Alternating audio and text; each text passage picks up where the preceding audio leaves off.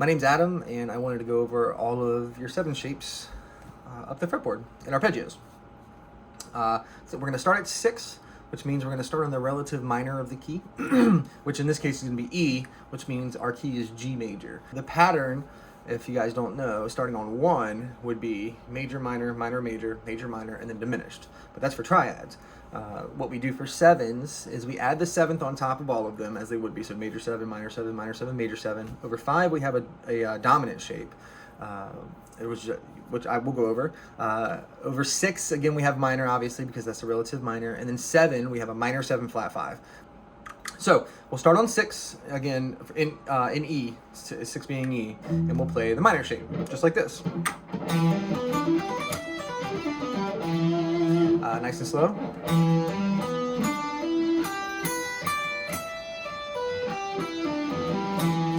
A lot of you might be familiar with this shape, which is, I think most of the time played kind of like, so you'd be familiar with this shape right here.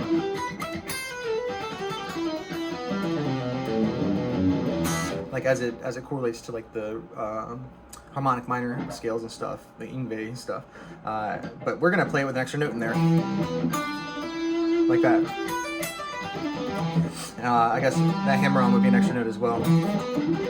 So that's our minor shape, which is 6. As I said, 7 is minor 7 flat 5, which looks like this.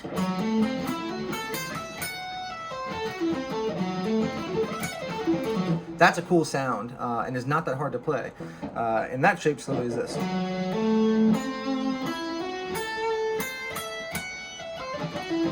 That's how I usually do, is I'll break it up into a couple different notes to see how my ear hears. Like, that's what I'll try to hear for me.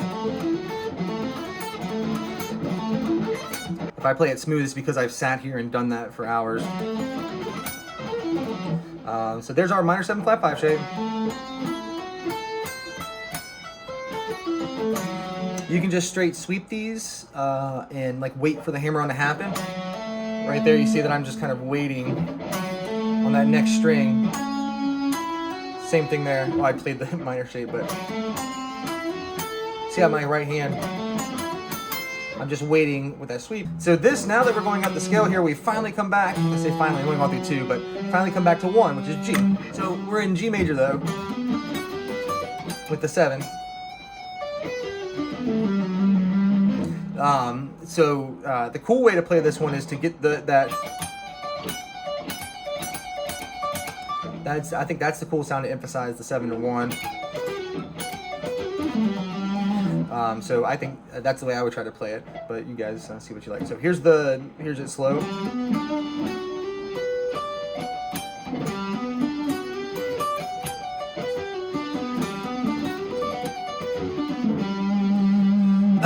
So that's 1. So now we're on to 2, which is minor. So we're on A minor, which this should be a pretty well-known position here. But we're gonna play it like we did the first position. Again, same thing, just starting on A. The cool thing is both 2 and 3 are both minor. So we have A and B are both gonna be the same minor shape. Right? Next we have C, which is major, because we're on 4, and 4 is always major, at least in this case it is. And the cool thing is we've already done that. We did that on G, so we just play the same shape again.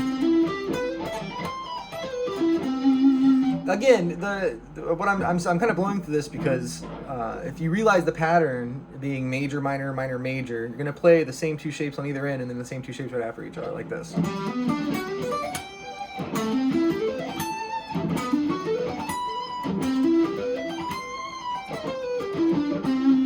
And your brain, you can hear that I'm not where I need to be. I need to go through dominant 5 to take me back to 6, which would kind of resolve. You can feel that it's not resolved yet. And dominant 5 only has 1 note that's different. Sorry, I should say different than the major shape, which is this one. Instead of playing that note, we're going to play this note.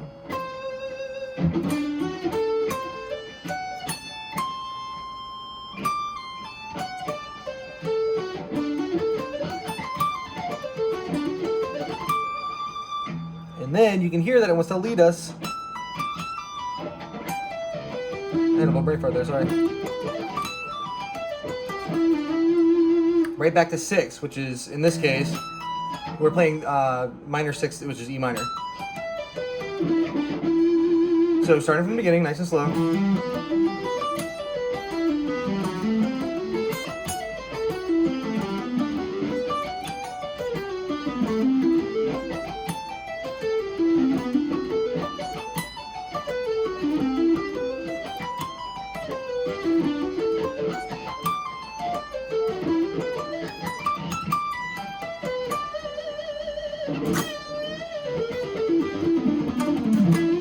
And all this stuff fits really nice with everything else.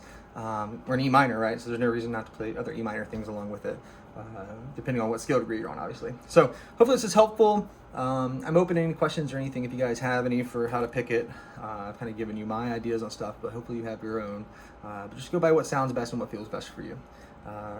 Yeah, have a good one.